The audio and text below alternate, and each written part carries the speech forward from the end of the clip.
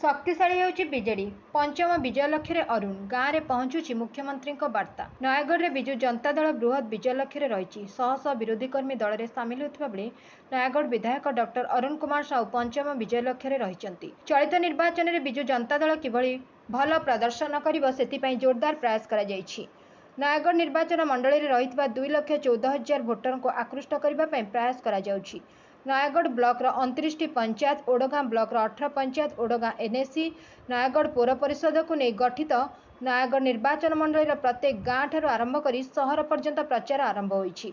नयगढ़ सहर विभिन्न गलीकंदी काउंसिलर नेता कर्मी और काउंसिलर माने प्रचार कार्य चलाइथिबा बेले विधायक डॉक्टर साहू विभिन्न गाँ गाँ बुली प्रचार करुछंती। आज नयगढ़ विधायक डॉक्टर साहू उदयपुर गबनल असुरडीपा सठियापल्ली गोड़ियाली गुप्तपल्ली बारवाटी डिहगाँ प्रभृति गाँ को जाई प्रचार करिसेंती।